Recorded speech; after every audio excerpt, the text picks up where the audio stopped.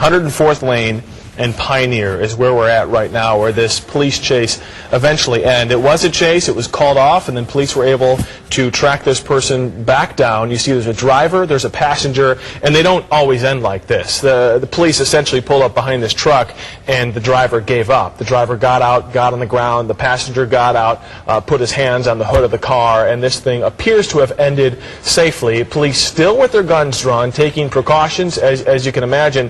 It looks as if there may possibly be a third person in the car. Yeah, a third person getting out of the truck right now, putting their hands on the back of their head, possibly a fourth person here doing the same. And this is what, you know, really makes these situations so volatile. And police obviously putting their lives on the line each and every day. You can see this with their guns drawn. They're trying to protect themselves, but also make sure to keep the community safe, because you've got kids heading out to school. You've got families getting ready for their day in that neighborhood. So surely this is a local community going to be feeling the effects of this incident very clearly today. This is 104th Lane and Pioneer, from what I remember there. Yes, that is correct right there on the screen. Yeah, this is live picture here as we were watching police pull what appears to be 4 people out of this truck that they initially were chasing. We, at this point, don't know what the original reason was for this chase, but the truck clearly would not pull over for police. It became a pursuit.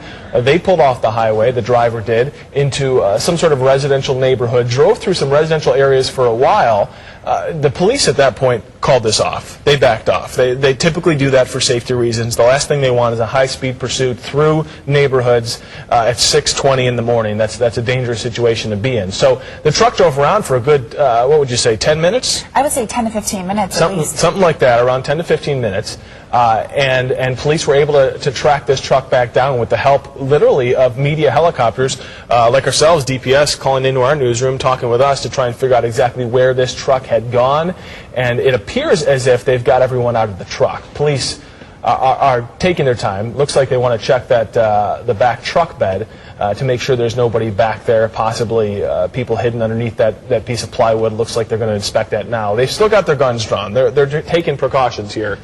And they need to in these types of situations, because anything can happen. Anybody can pop out of anywhere with some sort of a weapon in these situations. But let's take a look. It looks like more people in the back of that truck bed. So we're not sure what type of a situation this is. If these are coyotes, possibly, this is some sort of human smuggling ring. We don't know. We have not been able to confirm that. But as you can see, this is live television. This is unfolding in front of all of our eyes. You can see people coming out of the back of that truck. Well, I'm not sure exactly how many are there right now. We've got 4 that came out of the main portion of the truck, and appears at least 4 or 5 people who were hiding in the back of that truck bed. Something that police deal with commonly, as you mentioned, is the situation of human smuggling, people being brought in from Mexico. It's too early to say if that's what this is, or if police knew that when they were trying to pull this car over initially.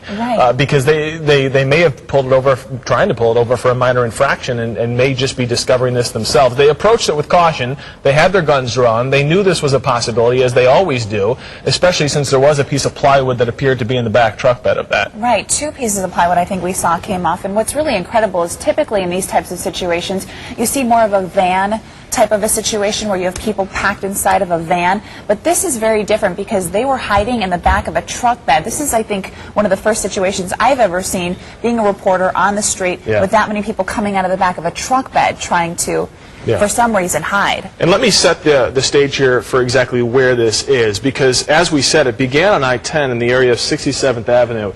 As I'm able to bring up this address, 104th Lane and Pioneer, on a map here, it's just south of the I-10. So if you basically go to the I-10, you're south of Van Buren here at about 107th Avenue. So if that gives you a better idea of exactly what area we're talking about here in the West Valley, they went a significant ways away. I mean, it was good 15.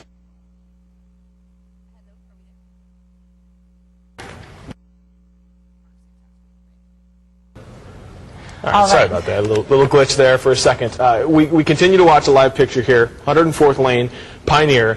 Police now, multiple police cars, looks like 5 or 6 police cars, have pulled 4 people out of the main part of a truck and then an additional, it appeared to be 4 or 5 people who appeared to be hiding in the truck bed. Yeah, at least I would say, because it just seemed like more and more people were kind of popping out. And what's really incredible, hiding under those 2 pieces of plywood.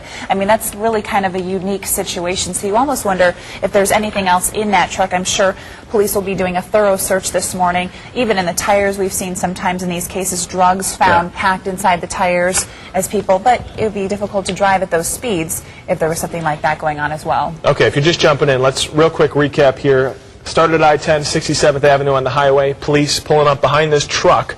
Started some sort of pursuit. We're still not sure. We're working to figure out exactly what the initial purpose was of this pursuit.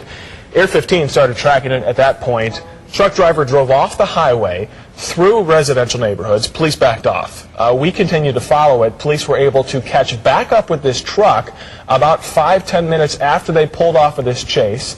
And the truck actually pulled over pretty peacefully, pulled to the side of the road. 2 people from inside of the truck, the driver and appeared to be the passenger, got out, put their hands up, and surrendered peacefully. Police had their guns drawn. They found 2 more people in the main portion of the truck. And then, as they investigated, pretty quickly, they pulled a piece of plywood out of the truck bed, and more people were hidden in the back of that truck. You see 6, 7, 8 police cars on the scene at this point. And you really have to wonder, you know, what is going on in a situation like this. We mainly assume in these types of situations this is a human smuggling situation, but we have not been able to confirm that yet, because as you can see, this is a very fluid scene. This is unfolding in front of all of our eyes. So we're going to be keeping close tabs. This is definitely a story we are going to be following throughout the day on ABC 15 and ABC15.com. But you can see about a dozen police cars on the scene. It does appear to have ended peacefully. That is the good news for that neighborhood.